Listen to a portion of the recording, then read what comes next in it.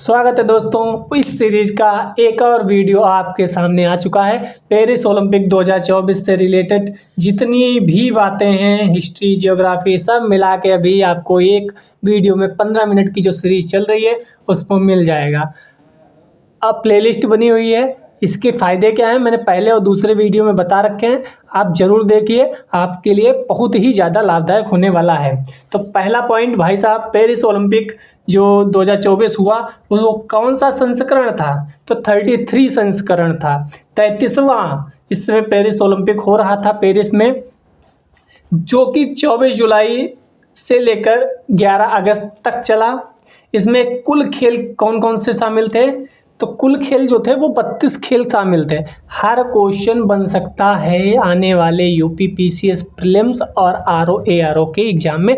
मैं कोई time waste नहीं करके सीधे वीडियो बना रहा हूं और आप भी इसके फ़ायदे पहले और दूसरे वीडियो में सुन सकते हैं। अगला, कितने देश शामिल हुए? तो 206 देश इसमें शामिल हुए। अगला पॉइंट क्या बन सकता है कि कोई खेल ऐसे भी हैं जो पहली बार शामिल हुए हों? तो हाँ, ब्रेकिंग एक ऐसा खेल है जो पहली बार इसमें शामिल हुआ। इसका शुभंकर क्या था? बहुत इंपॉर्टेंट होता है शुभंकर, इसका फ्रीज था। शुभंकर कौन सा था? फ्रीज था, जो कि नीला, सफ़ेद और लाल कलर से बना था। इसमें कुल कितने एथलीट शामिल हुए? तो भाई साहब 10,000 से ज़्यादा एथलीट शामिल हुए। क्वेश्चन अगर स्टेटमेंट फॉर्म में आएगा तो ये भी पूछा जा सकता है कि कितने एथलीट शामिल हुए। 10,000 से ज़्यादा एथलीट शामिल हुआ। क्या फ्रांस पहली बार ओलंपिक की मेज़बानी कर रहा था? तो नहीं भाई साहब, 1900 और 1924 में पहले भी फ्रांस मेज़बानी कर चुका है। अब इसका अगला आदर्श वाक्य क्या था? तो आदर्श वाक्य था, अकेले हम तेज़ी से आगे बढ़ते हैं। अकेले जब होते हैं तो तेज़ी से आगे बढ़ते हैं, लेकिन साथ मिलकर हम आगे बढ़ते हैं। ध्यान से देखा जाए तो हम साथ होते हैं तो ज़्यादा बढ़ते हैं आगे। क्या आयोजन हर साल होता है? तो नहीं भाई, पेरिस ओलंपिक जो हुआ है वो 4 साल के बाद हुआ। 2020 में ओलंपिक हुआ था टोक्यो में, उससे पहले 2016 में हुआ था रियो में। हर 4 साल के बाद पेरिस का ओलंपिक जो हुआ है वो सारे ओलंपिक 4 साल बाद के होते हैं। इसमें आपने देखा होगा कुछ छल्ले टाइप के बने होते हैं, ऐसे करके कुछ छल्ले बने होते हैं। तो कई कलर के होते हैं, जैसे एक होता है ग्रीन, एक होता है ब्लू, एक होता है येलो, एक होता है ब्लैक और एक होता है रेड। 5 जो छल्ले होते हैं वो सब एक किसी न किसी क्या कहते हैं उसे,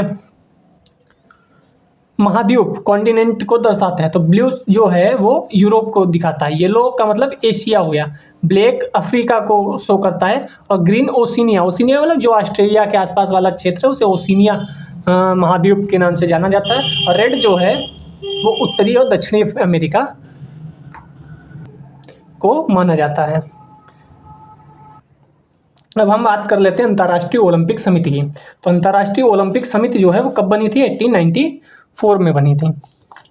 इसका हेडक्वार्टर कहाँ है? तो लुसाने, स्विट्जरलैंड में इसका हेडक्वार्टर है। क्योंकि हम तो कितने पदक जीते सब पढ़ लेंगे, क्वेश्चन यहाँ से आ जाएगा, हम फंस जाएंगे। इसके अध्यक्ष इस समय कौन है? Thomas Bach. सर्वाधिक बार मेजबानी किसने की है? अमेरिका ने 4 बार मेजबानी कर चुका है। और अगली बार जो 2028 का होना है उसकी मेजबानी भी अमेरिका ही करेगा, लॉस एंजल्स में।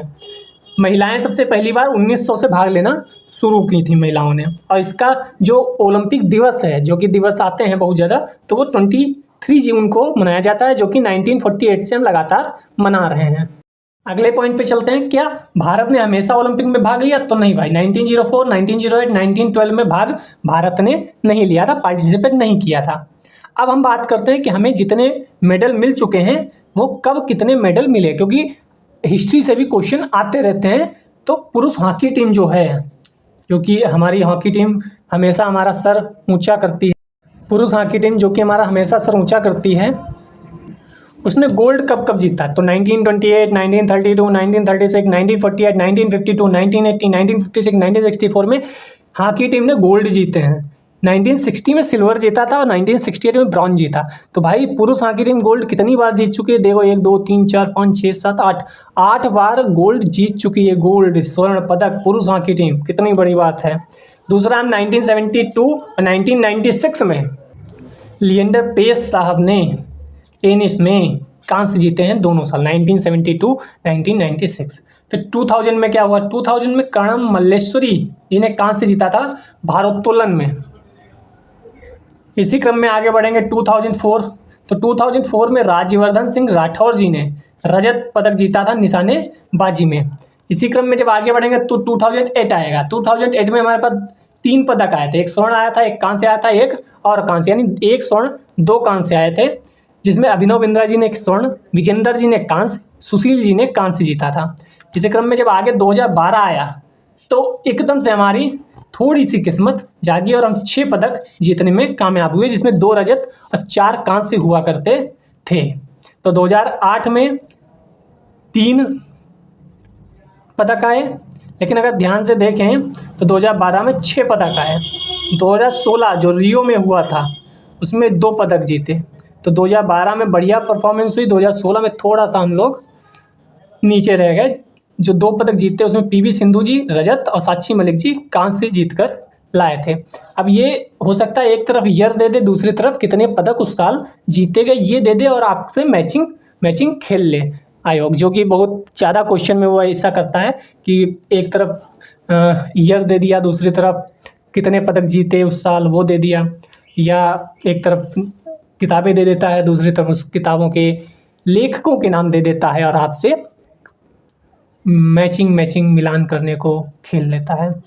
चलो आगे बढ़ते हैं। 2020 आया, टोक्यो हुआ, सर्वाधिक पदक इस बार आए थे 7 पदक, इसमें से 1 गोल्ड था, 2 रजत थे और 4 कांस्य थे। इस बार हमारी रैंक 48 थी, लेकिन इस बार देखा जाए 2024 अब आ गए हैं हम, पेरिस में हुआ, 6 पदक जीते, लेकिन रैंक में सुधार नहीं हुआ, 71, तो 48 थी 2020 में, अब हो गई रैंक 71।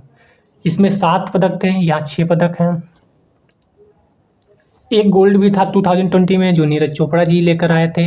अब की बार हमें कोई भी गोल्ड नहीं मिला है, तो की बात है, कोई बात नहीं, पढ़ते हैं आगे। अब की बार 1 रजत मिला है, बाकी 5 कांस्य मिले हैं। रजत कौन लाया? नीरज चोपड़ा, जो पिछली बार स्वर्ण लेकर आए थे, और हम लोग 1 स्वर्ण में इतना खुश थे क्योंकि हमारे पास स्वर्ण की कमी है। स्वर्ण जितने आए हैं वो पुरुष हॉकी टीम ही लेकर आती थी, तो इस बार हॉकी टीम कांस्य लेकर आई है स्पेन को हरा के। तो ये भी क्वेश्चन पूछा जा सकता है, हाल ही में पेरिस ओलंपिक में भारतीय हॉकी टीम कांस्य जीत कर लाई, उसने किसको हराया?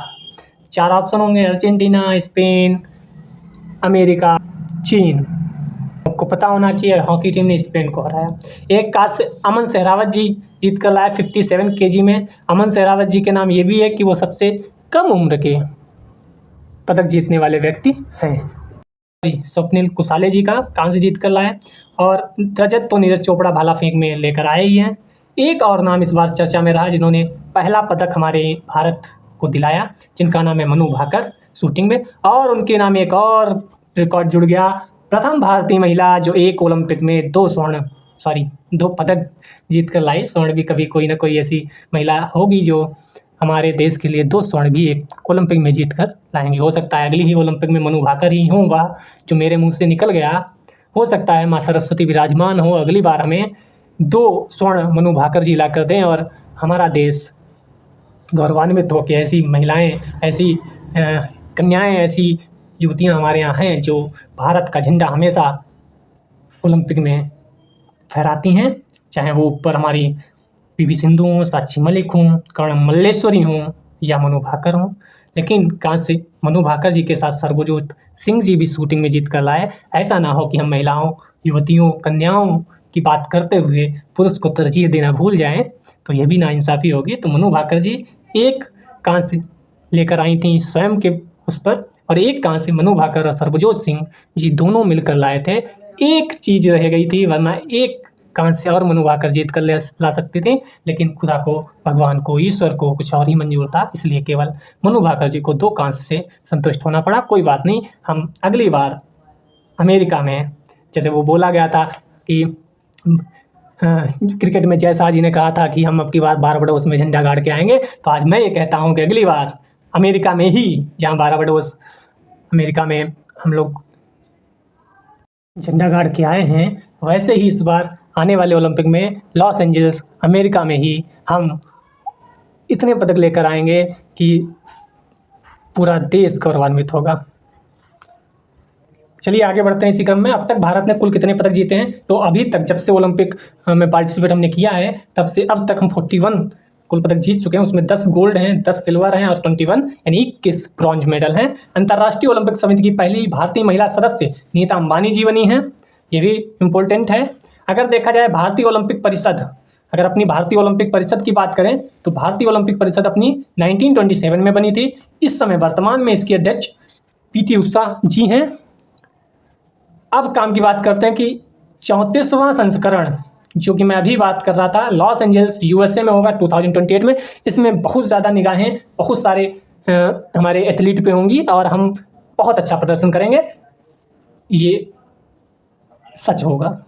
35वां संस्करण 2032 ब्रिस्बेन ऑस्ट्रेलिया में होगा और 2036 का जो 36वां संस्करण है वो भारत चाह रहा है इंडिया में हो जाए, भारत में हो जाए, उसके लिए हम प्रयासरत हैं। अगर ऐसा हुआ तो हम और ज़्यादा खुश होंगे और अपने 1-2 खेल और भी ओलंपिक में शामिल करेंगे जहाँ से हमें संभावनाएं मिलेंगी। और 34वें संस्करण जो लॉस एंजल्स USA में होगा वहाँ क्रिकेट भी शामिल होगा और हमें बहुत ज़्यादा उम्मीदें होंगी क्रिकेट से कि 1 स्वर्ण तो हमारा पक्का हो जाना चाहिए। और अब हम बात करेंगे ऐसे पॉइंट पे जो कि आने वाले हैं एग्जाम में। अगर लास्ट तक वीडियो जो देखना नहीं चाह रहे थे वो बहुत कुछ मिस कर रहे हैं, क्योंकि क्वेश्चन तो भाई लास्ट से ही बनेगा। जिसमें उद्घाटन समारोह की बात करें तो ध्वजवाहक कौन था? PV सिंधु और शरद कमल जी थे। आप जानते हैं क्वेश्चन तो बनेगा। समापन समारोह में ध्वजवाहक कौन थे? तो मनु भाकर जी और PR श्रीजेश थे। PR श्रीजेश वही जिन्होंने संन्यास ले लिया, जो कि बहुत अच्छे गोल्फ कीपर थे, बहुत बढ़िया। और मनु भाकर वही जिन्होंने 2 मेडल दिलाए, एक स्वयं के बलबूते और एक सर्वजोत सिंह जी के साथ में मिलके दोनों लोग लेकर आए। इससे भी बड़ा क्वेश्चन जो मुझे पर्सनली लग रहा है आने वाला है, ओलंपिक ऑर्डर अभिनव बिंद्रा साहब को मिला, क्योंकि बाकी सब पढ़ लेंगे, क्वेश्चन यहाँ से बनेगा। और आज की डेट में मैं ये बता रहा हूँ, आप जाइएगा एग्जाम में या तो RO ARO या PCS में ये क्वेश्चन अवश्य आपको दिखेगा। आप फिर आके इस पर कमेंट कर देना कि साहब आ गया क्वेश्चन। अब हम बात करते हैं, टैली करते हैं कि कितने किसको पदक मिले। तो USA टॉप पे रहा, 126 मिले, 40 स्वर्ण, 44 रजत, 42 कांस्य के साथ। चाइना दूसरे नंबर पे रहा, 40 स्वर्ण, 27 रजत, 24 कांस्य और 91 टोटल मिले उसे। तीसरे पे जापान रहा, 20, 12, 13 और 45 टोटल मिले। और फिर अपना प्यारा भारत, स्वर्ण अब की नहीं मिला, थोड़ा चूक गए, कोई बात नहीं। 1 रजत जो कि नीरज चोपड़ा जी लाए, 5 कांस्य और टोटल पदक मिले 6। तो ये रही पूरी पेरिस ओलंपिक जैसा कि मैंने वादा किया था। एक भी पॉइंट ऐसा नहीं था जो फालतू का हो और एक भी पॉइंट ऐसा नहीं था जो काम का हो और वो मेरी लिस्ट में ना हो। लक्ष्य बस यही है कि मैंने जो अपना तैयार कर रखा शॉर्ट नोट्स वो आपको पहुंचा दिया जाए, किसी का भला हो जाएगा, अपना भी। कहते हैं ना कि भला करोगे तो भला होगा, कहते हैं ना कि ज्ञान बांटोगे तो बढ़ेगा। तो वही मैं कर रहा हूँ। कैसा लगा आपको? आप इस पे कमेंट कर सकते हैं कि इस पे वीडियो चाहिए, इस पे टॉपिक पे चाहिए। और बाकी मैंने तो 50+ का वादा कर रखा है तो वो आपको दे दूंगा एग्जाम तक। प्लेलिस्ट आप सेव कर सकते हैं। फ़ायदा क्या है, इसके लिए आपको पहला और दूसरा वीडियो देखना पड़ेगा कि फ़ायदा क्या है इन सीरीज़ से। Thank you. जय हिंद, जय भारत।